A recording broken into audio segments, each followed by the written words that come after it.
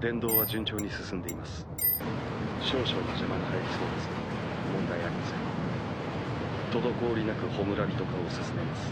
各員、配属された隊に急いで向かえ。そのラッキースケベラレやめろよ。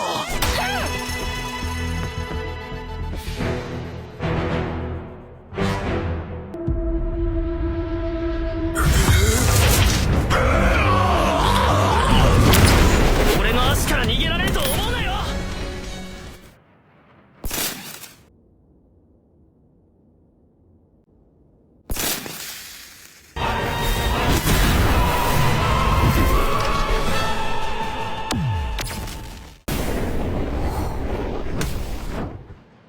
Episode ke-8 ini dibuka dengan orang misterius dari pasukan pertama yang berkhianat.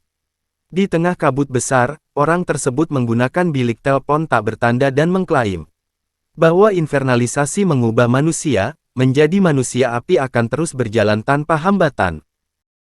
Kemudian Sins beralih ke markas pasukan 8. Kapten Obi dan Hibana bertemu untuk membagikan catatan penelitiannya. Hibana mengungkapkan, dari hasil penelitiannya, mengindikasikan bahwa adanya serangga yang digunakan untuk menembus inti dan menciptakan manusia api buatan.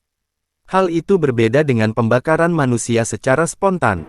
研究の末に発見した確かな実験結果だよ。虫だ。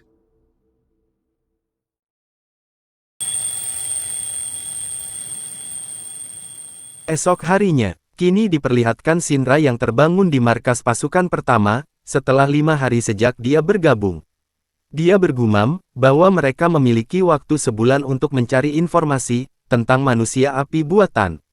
Saat membuka jendela, Shinra mendapati Letnan Hinawa datang mengunjungi mereka, seperti yang tampaknya dia lakukan setiap hari. Ara, mata Daihachi no Chūtaichou-san. Saat pulang, Hibana ternyata juga ikut bersama Hinawa.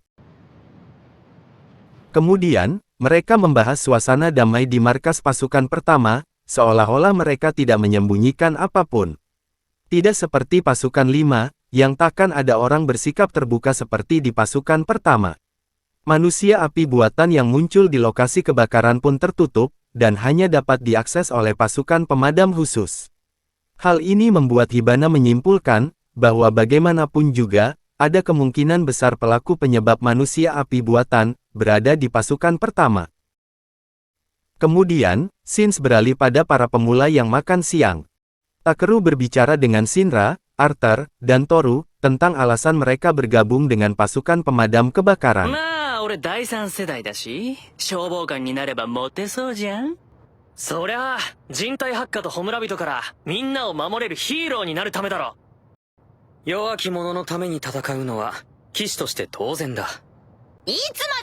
Lalu, mereka diinterupsi oleh Tamaki, yang menyuruh semuanya untuk segera kumpul pagi, di posnya masing-masing.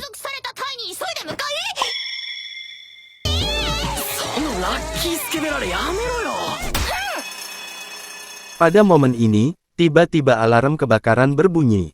Tamaki pun menyuruh mereka berpisah, dan pergi ke wakil komandan yang ditunjuk.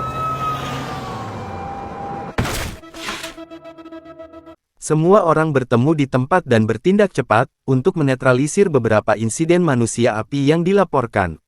Setelah itu, Karim memerintahkan Shinra dan Arthur untuk tetap bersiaga, dan tidak usah ikut dengannya. Setelah Karim pergi, Shinra mendeteksi penampakan yang mengerikan. Dia memperhatikan seorang warga sipil, yang tiba-tiba diubah menjadi manusia api oleh orang lain. Percaya diri, Shinra mengejar pelakunya dengan kekuatan apinya.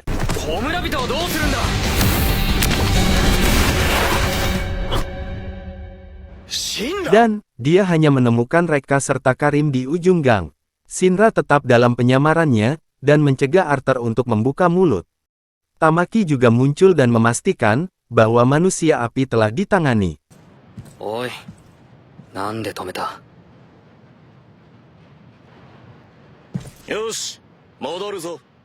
Tidak lama setelah itu, Shinra dan Arthur berkumpul kembali di kamar mereka.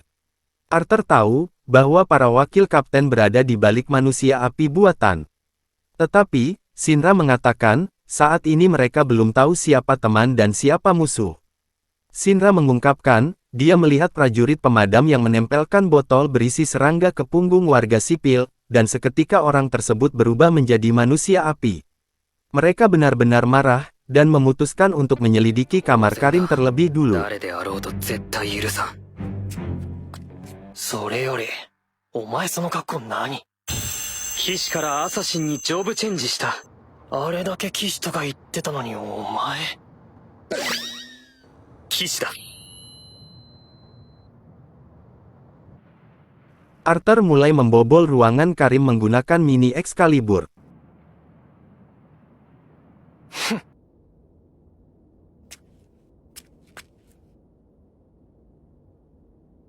Di dalam ruangan, Arthur membobol salah satu rak Karim dengan cara yang sama.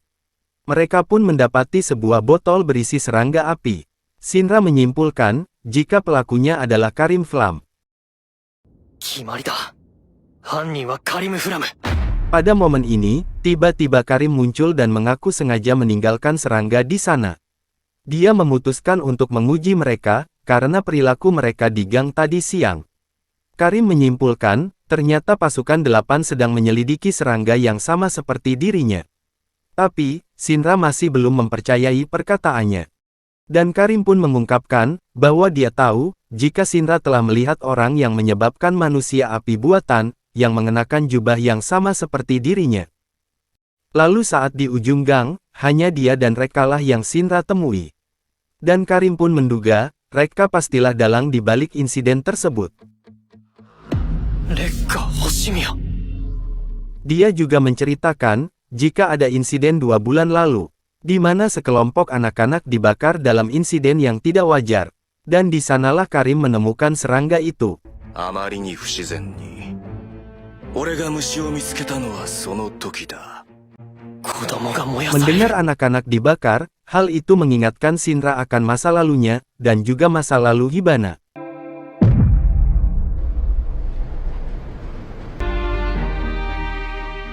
Lalu, kini kita diperlihatkan 2 anak kecil yang dihampiri oleh Tamaki. Tamaki memberi tahu mereka tentang sebuah insiden, yang melibatkan anak seumuran mereka tewas terbakar. Dia pun mengajak anak-anak tersebut untuk ikut bersamanya. Dengan janji, akan diberitahu cara agar tidak tewas terbakar.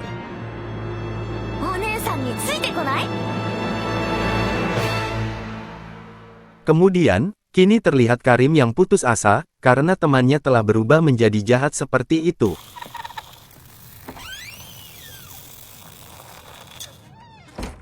Sementara di sisi lain, ternyata, Rekka memanipulasi Tamaki, agar mengumpulkan sekelompok anak kecil di daerah terpencil.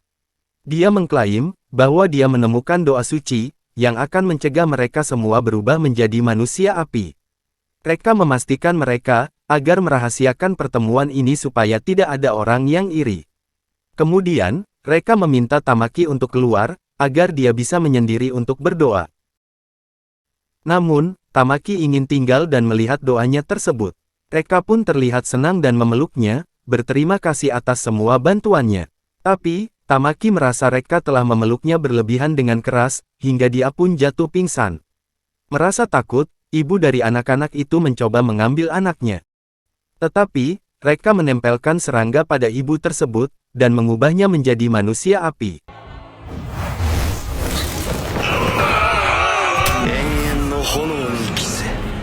Tanpa ampun, Rekka juga langsung menghabisi ibu yang telah dia ubah menjadi manusia api. Kemudian Shinra beralih ke katedral. Karim berniat untuk mencari Rekka seorang diri.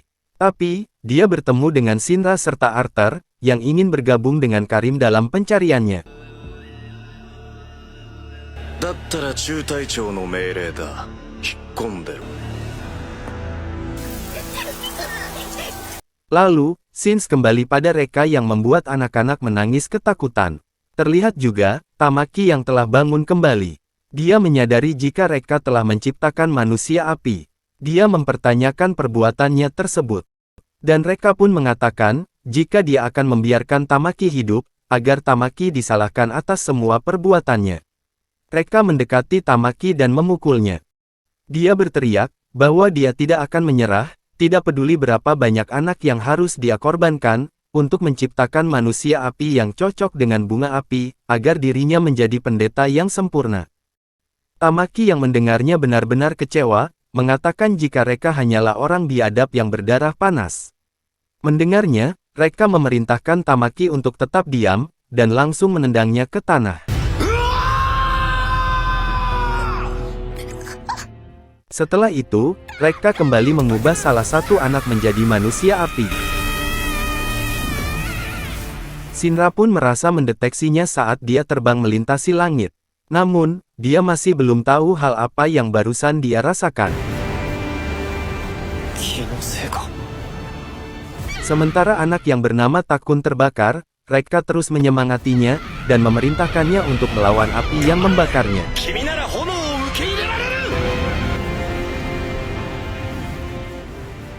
Dan akhirnya, Takun selamat dan berhasil memadamkan apinya. Reka mengklaim, dia telah menemukan anak yang cocok dengan bunga api. Dia pun mencoba untuk beralih ke anak-anak lainnya dengan tujuan yang sama.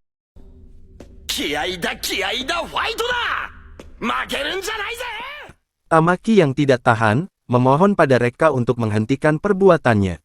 Dia berteriak meminta tolong sambil menyalakan kekuatan apinya. Shinra yang sedang terbang pun mendengar teriakan tersebut.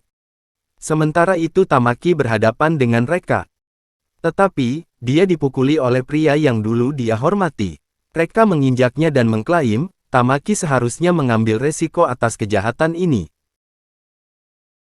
Tamaki pun menyesali perasaannya tentang Reka Hoshimiya, yang kini mencoba membunuhnya dengan tinjunya yang menyala-nyala. Tamaki merasa sangat putus asa, dan meminta pertolongan pada siapapun.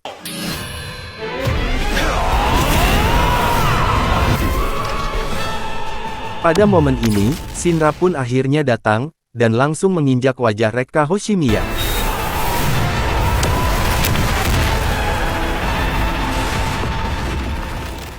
Shinra menoleh ke Tamaki dan bertanya, apakah dia baik-baik saja. Tapi, Tamaki hanya bisa menangis sebagai tanggapan.